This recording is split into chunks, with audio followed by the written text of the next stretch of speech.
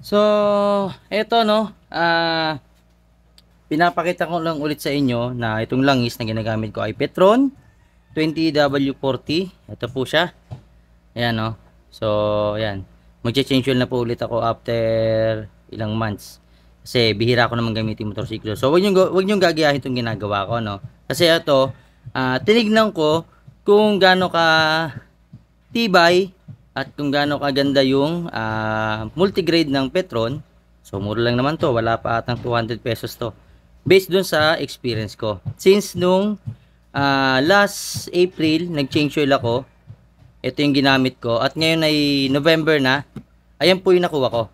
So ang sinalin ko rito is 1 liter. 1 liter no, ang capacity ng motor ko is 700 ml.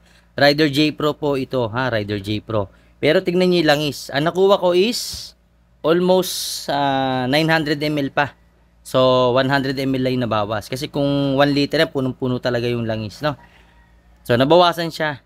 Ang maganda lang dito, yan, pakita ko na yung oil quality. Ayan, oh. 'Di ba? Maganda pa rin siya after ng ilang buwan. Kasi dito ko lang ginagamit pag bibili ng pyesa. Dito lang naman. Then isang napapansin ko no sa mga ginagawa ko, tulad ng mga naging customer ko, eto, yung o-ring laging wala. Yan, laging wala to. So sa mga Suzuki, alam niyo yan, no? Laging wala to. Madalas yan, nakakalimutan nyo. Nandito yan sa ilalim nito, sa loob ng kabitan ng oil filter.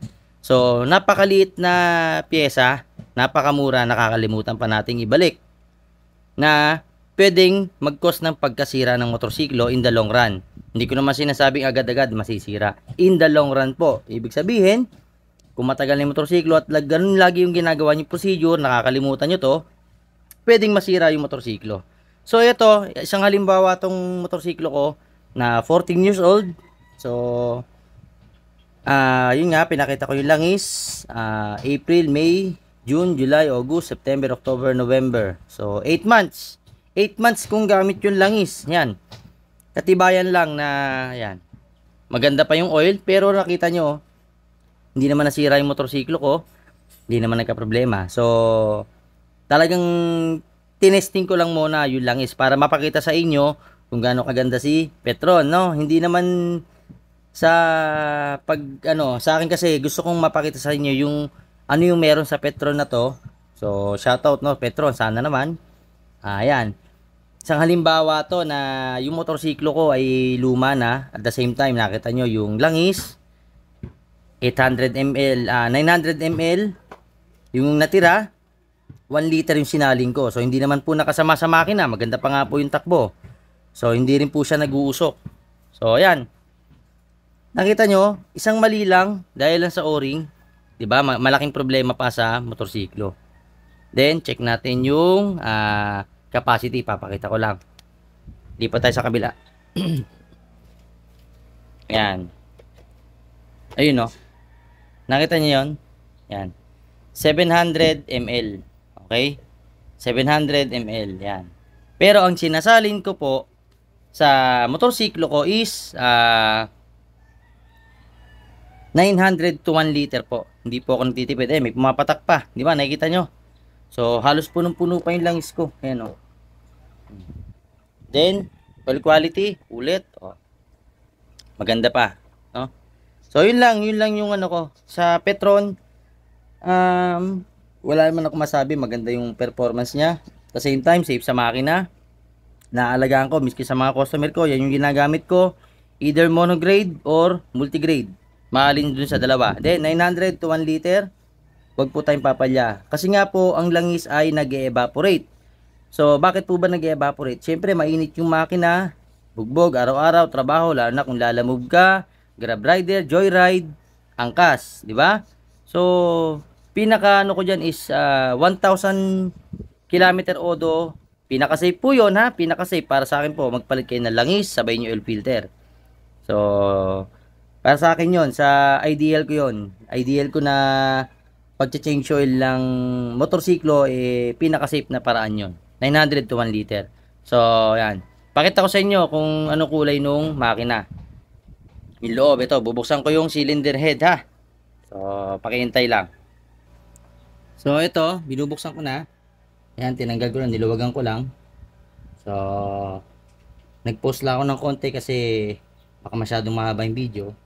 Ayan, tanggalin ko muna yung ilalim. Ayan, tingnan natin, no. So, yun. Yun yung oil, oh. So, mamaya papakita ko yung nasa loob. Ayan, dito muna tayo sa ibabaw. Ayan, nakalas ko na to. Naluwagan ko na yung tornilyo. So, tanggalin natin. Para makita natin yung itsura nung langis. Saka yung makina. Silipin natin ha. Ayan, binuksan ko na. Then, check natin. Tingnan natin kung may pagbabago. Ilaw, buksan yung ilaw. Ayan, silipin natin. Yun. Malinis pa rin po, no? Ayan, no? Silipin natin yung loob. Ayan. So, ayan. Malinis naman. Kitang-kita naman, oh. Ayan. Malinis yung loob. Then, yung ilalim.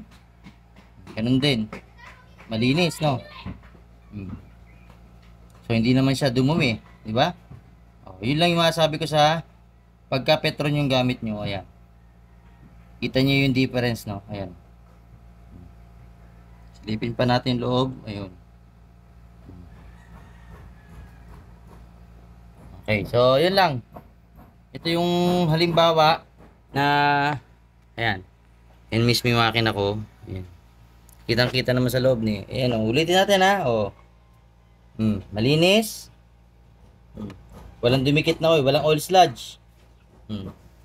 Ito yung oil, oh. So ayan, mamaya papakita ko kung gaano kadami yung natira para makita niyo yung actual.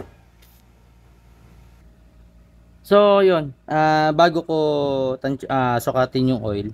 So pakita ko muna kung paano tayo nag-change oil. Yung discarding old method, kung tawagin nila ito, old method.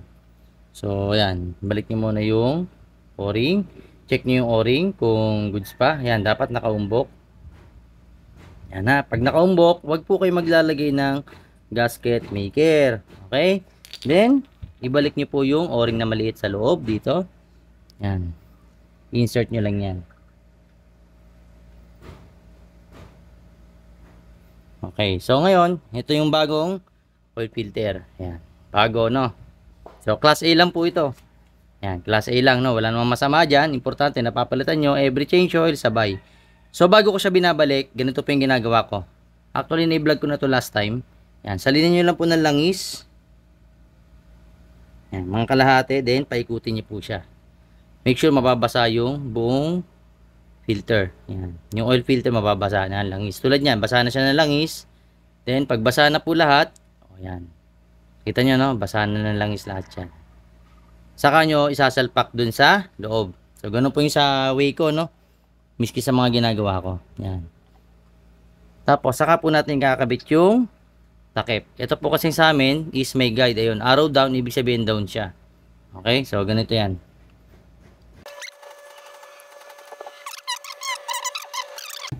Tapos, saktong higpit lang po, ha? Higpit kamay lang. Ito, ganito lang. Yun, o. Naramdamang mabigat na, tigil na. Then, ganun din. Then, kabila. Tatlo lang yan. Hayaan nyo lang yung hose na nakaganto, yung parang bakal na to, kasi dyan nakakabit yung drain ng, ayan, yung drain namin sa carburetor pa nagdi-drain kami ng gasolina, ayan. O yung parang, ano niya, ayan. So, sa carb po kasi meron yan. So, ganun lang, no? Then, ayan, sasalin ko to, salin natin yung oil, pero takpan muna natin yung 14mm.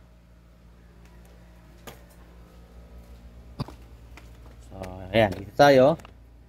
Itakip muna natin yung 14mm. Itong ano ko, iba na to. Built-in washer na po siya. Ito yung ginagamit ko.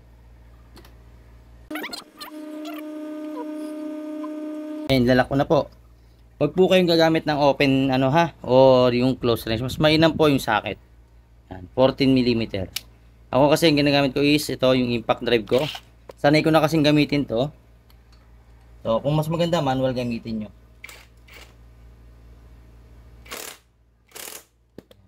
Okay na po yun. Para sa akin, okay na yun. So, check ko na lang po siya.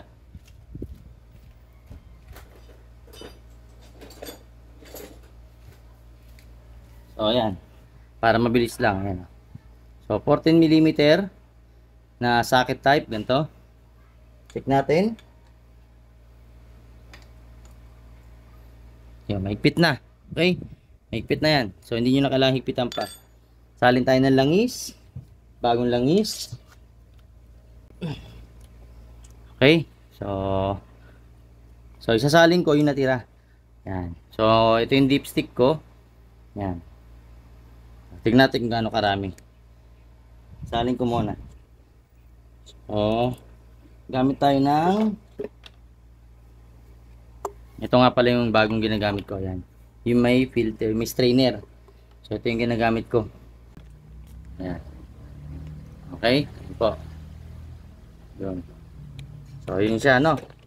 Yan. So, siyempre, hindi pa umiikot yung makina, no? Sukatin natin sa dipstick.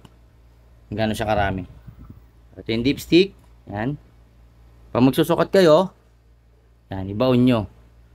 Siyempre, sobra to dahil hindi pa maandar yung makina. Yan. Sigurado sobra to. Pero mas na umikot yan, magsasakto lang yan. O, yan o. Hanggang dito. Umabot hanggang pinakadulo, no? Yan o. Yan. Hanggang dito umabot yung langis. So, pag umandar yan, babalik yan dito. Magsisirculate na po kasi yung langis. So, may mga may iwan na ulit sa mga parts niya. So, ganun lang po ako mag-change oil. Sa mga ibang motor, ganun din ginagawa ko. 900 to 1 liter po yung sinasaling ko. So, yan. Petron lang yung gamit ko, no? Murang langis lang yan. Pero, tropical weather lang kasi tayo sa Pilipinas. So, saktong-sakto naman siya. Hindi naman nakakasira kasi pinakita ko nga yung makina ko, di ba? Malinis na malinis pa yung loob. So, ayan. Sara natin. Try ko pa rin. Sana gumana pa yung starter. Mahina na kasi yung battery ko. 3 years old na. Ayaw na. So, kailangan kong i-kick.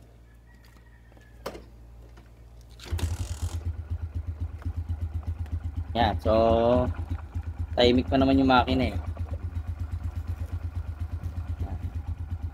So, pandarin natin kahit mga ilang segundo. Na natin yung ilaw. Yan, para nakikita.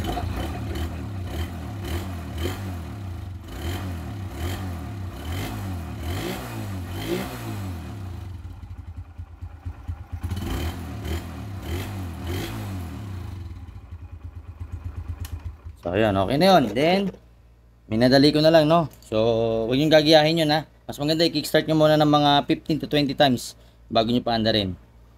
Okay? Lalo ng mga Rider GFI. Sa mga ibang motor, ganun din. So, ito, tatanggalin ko ulit. Tingnan natin kung pasok na ba yung oil level. Tigas.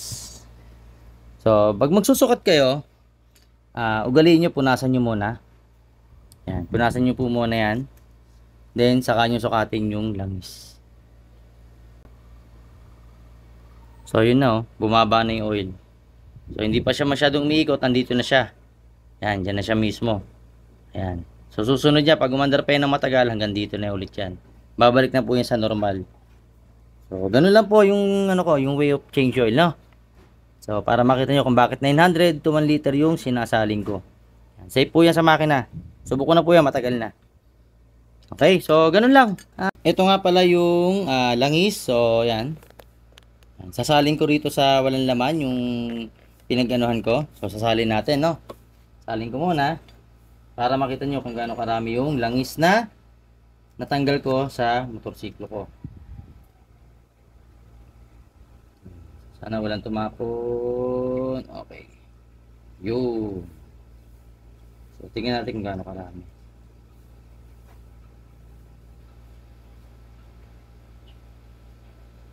Nakikita ba?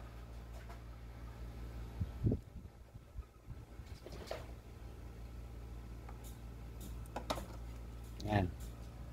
So, yun yung langis, no? Yun yung level. Kita nyo ba? Oh, yan. 900 ml pa yung natira. Yan. Hanggang dito po kasi ang pagpuno. Hanggang dito yan. So, ito yung langis. Yan yung natira. So, goods na goods, no? Safe sa makina. At the same time, hindi ka lugi. Kung Petron, nakatipid ka na. Petron lang ha. Kung Petron lang gagamitin nyo, wala namang masama kung ibang brand. Sa akin lang, pumili kayo ng tamang viscosity. Yun nga po yung sinasabi ng karamihan, di ba? Yung oil viscosity. Wala akong masama kung anong brand ng langis. Mamili lang kayo ng swak dun sa ginagamit nyo pang araw-araw, at the same time yung driving habit nyo. So, ganun lang. Yan o. Ito yung langis. Ayun o. Diba? So, ganun karami yung nakuha ko. Yan, lapag natin para kitang-kita. Ayan. So, yun. Hanggang dito siya. Ang puno niyan hanggang dito. So, sakto-sakto lang, no? 100 ml lang yung nabawa sa akin. Ayan. May mga natapon pa yan na konti. Yun, no? May mga konti pang natapon. Pero, nakita nyo, sa kami natira pa. Yan, may natira pang konti. Hindi ko na po nilahat para at least, alam nyo na yung 1 liter o 900 ml is safe sa makina. So ito 8 months tong motorsiklo kung ano, hindi ko pinapalitan ng langis kasi dito lang 1.2 kilometer lang ang biyahe nito. Pagka may customer ako, ganyan, bibili lang ng ano. Eh kung dyan lang, hindi pa umabot ng ano, hindi pa umabot ng 200 meters minsan. Tindahan lang pag tinatamad ako mag ano, pumili. So ganun lang ha. Ito yung oil. Then yan yung motorsiklo. Nakita nyo kung gaano karami oil level. Safe po yan sa makina. Alright.